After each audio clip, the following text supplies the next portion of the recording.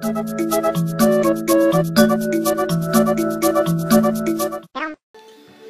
everyone, it's Mad Yoshi, and welcome back to some more Super Mario Galaxy. I guess I lied in the last episode when I said that I'd probably be doing Mario Kart in the next episode, because I remembered the library here.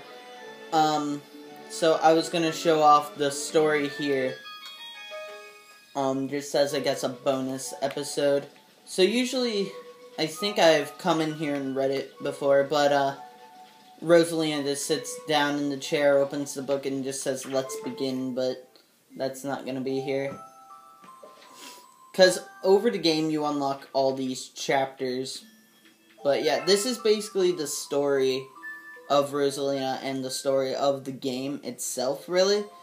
That pretty much is how everything other than Bowser kidnapping Princess Peach is the thing that leads up to what the entire game is. So I was just gonna have this in here and I guess read it out loud, because why not?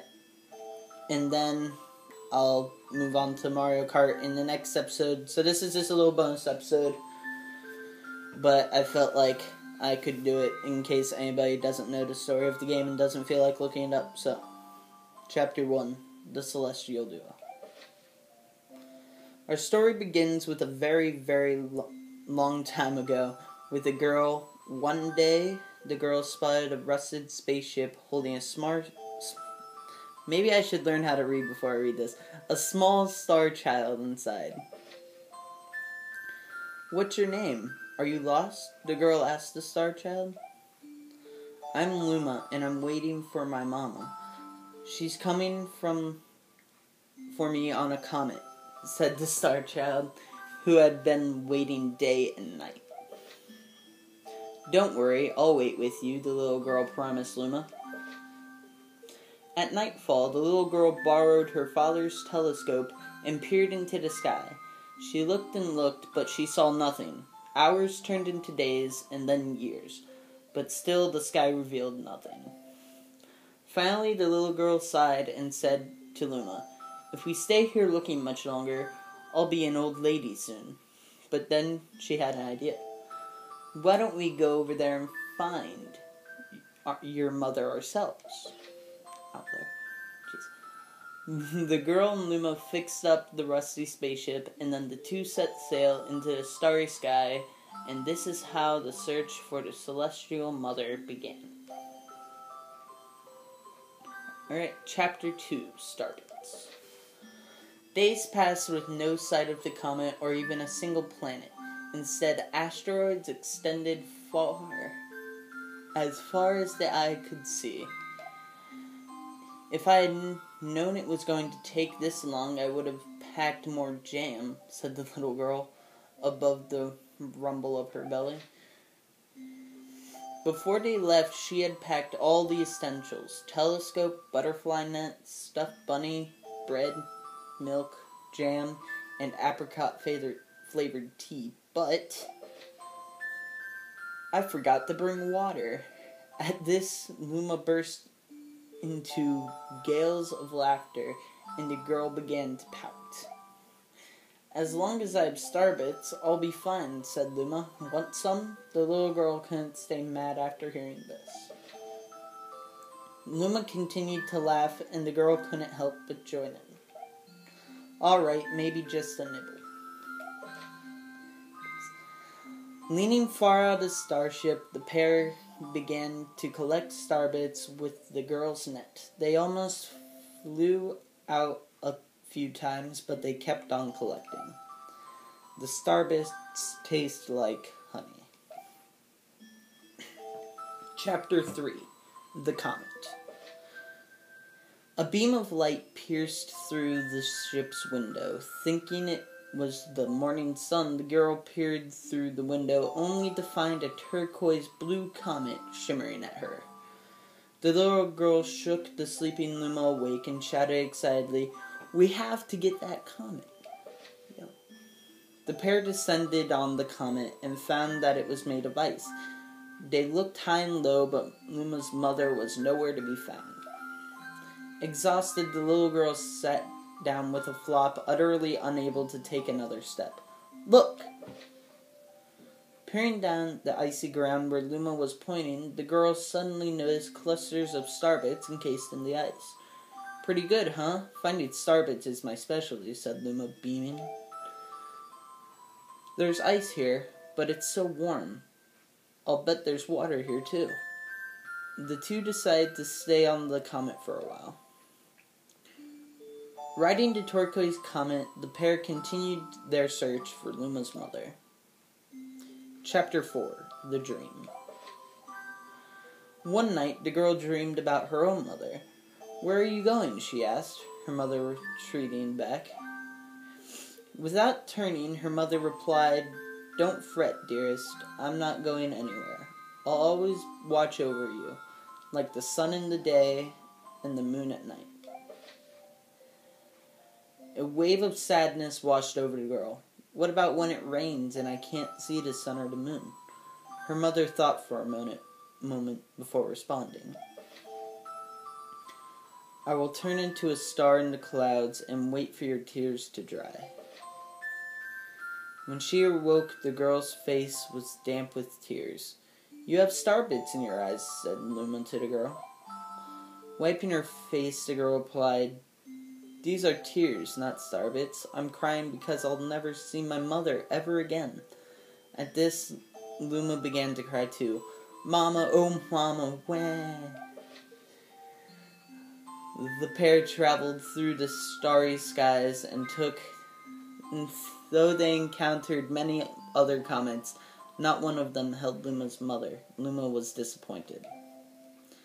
Now, Luma, the rain clouds won't go away if you keep crying," the girl said, giving Luma a squeeze. "I'll give you a present if you stop." The girl closed her eyes and said gently, "I'll take care of you." With these words, she felt a small spark in her heart. Chapter 5. Home. "The kitchen will go here, and the library will go over there," the girl said busily to herself. "We'll put the gate here." Ever since the girl took Luma under her care, she's been bustling about at a feverish pace. It's a lot of work, but it's worth it to make a happy home. It turned out that starbits weren't the only thing buried in ice. There were tools and furniture unlike they had ever seen, and the girl used them to build a home. Looking at the completed house, Luma remarked, "Don't you think it's awfully big for just the two of us?" With a library, bedroom, kitchen, fountain, and gate, it was certainly spacious, but still, something seemed to be missing. "If only my father, brother, and mother were here," the girl said wistfully. Indeed, the house was too large for its two small residents. That night, clutching her favorite stuffed bunny close to her heart, the girl fell asleep in the starship. Chapter 6. Friends. Then one day, while the girls sat sipping tea, a tiny apricot-colored planet appeared on the horizon. From the planet, another Luma of the same color emerged. "Do you two know each other?" the girl asked the two Lumas gleefully. Despite the girl's excitement, they seemed uneasy. The two Lumas neither drew closer nor backed away from each other. Instead, they just stared. The one Luma broke the silence. "My mama." At once, the apricot Luma parroted back, "My mama, my mama. My mama, my mama." The two Lumas began to dance around the girl frantically, and neither showed any sign of stopping. The girl was so charmed by this adorable scene that she couldn't help but laugh. And that's when something very strange happened. Suddenly, more Lumas began to pop out from the apricot planet. There were different colors, but they all shouted the same thing, "My mama, my mama." The sight of all the shouting Lumas only made the girl laugh harder. "What am I going to do with all these children?" The Lumas just stared blankly as she doubled over laughing. "I guess we'll have to name each and every one of you." Tomorrow, once she had finished naming them all, she would begin moving all the Lumas into the new house. Chapter 7. The Telescope. After seeing their 100th comet, a sudden thought popped into the girl's head. I wonder if my home planet is still as blue as it was. That's when she remembered her father's telescope. Peeking into this telescope, a tiny blue dot floated into sight. It was smaller than a star bit. How strange, it's so far away, but it feels so close. She twisted the knob of the telescope, and the blue dot grew until she could make out a grassy hill dotted with flowers. It seemed very familiar to her. Zooming in even closer, a terrace on the hill came into view. I used to go stargazing there when I lived on my home planet. She remembered rubbing the sleep out of her eyes, and she followed her father up that hill to look at the stars. She remembered how she and her brother would sled down that hill. She remembered having picnics with her mother on that hill on bright and windy days. And I want to go home right now. The girl burst into tears and the Lumas didn't know what to do. I want to go home. I want to go back to my house by the hill. I want to see my mother. The girl was shouting now, her face wet with tears. But I know she's not there. I knew all along that she wasn't out there in the sky because she's sleeping under the tree on that hill. The girl's cries echoed through the stars, and a hush fell over the area. Chapter 8. The Wish. Though usually quiet, cheery, one day, the girl became sad again. Loomis drew close and tried to comfort her. Mama, you still have me. And don't be sad about your mama, because she's a part of you. That means she's always close by. It's like me. I love starbits, because they remind me of my mama. No, the girl said, unable to stop the tears. A lonely look flickered across Luma's face, but it was soon replaced by a wide grin. I have an idea. I will transform into a comet, a soaring comet that can carry you all on this journey. With that, Luma's trailing bands of white soared high into the sky and just as quickly started to plummet back down. Kaboom, kablam! The ground shook and a bright light poured out from the crater that the Luma had created. The bands of light twisted together to form a comet tail, and then Luma emerged, reborn as a comet. The girl could scarcely believe her eyes. But how? She kept asking. Our destiny as Lumans is to transform into different things, said the red Luma, who had suddenly appeared. Stars, comets, planets, we can become all of these things. When I grow up, I want to be a star that makes someone special smile, said a green Luma. A blue Luma chimed in. That Luma turned into a real cutie of a comet, didn't he? All of the Lumas together said, No more crying, Mama. Thank you, said the girl in a whisper, and she pulled the Lumas close and hugged them. From that day on, starbits no longer fell from the girl's eyes.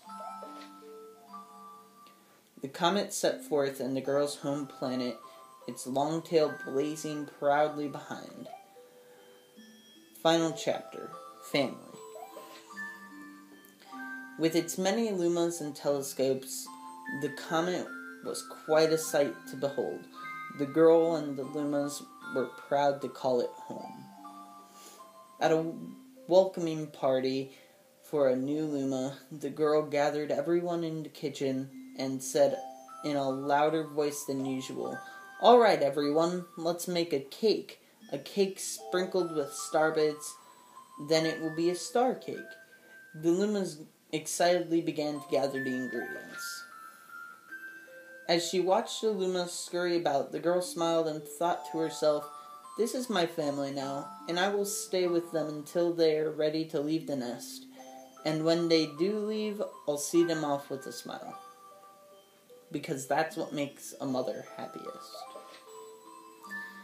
That night, when the girl lay down to sleep, a soft light enveloped her and reminded her of the blue planet she once called home. But it would be nice to return home once every 100 years to nap on my favorite sleeping nook. The comet carried the Lumas, and the girl continues on its journey to this very day. With more family members in tow than could be counted, it's said that the comet visits the girl's home planet once every 100 years, its proud white tail glittering in the sky. The end.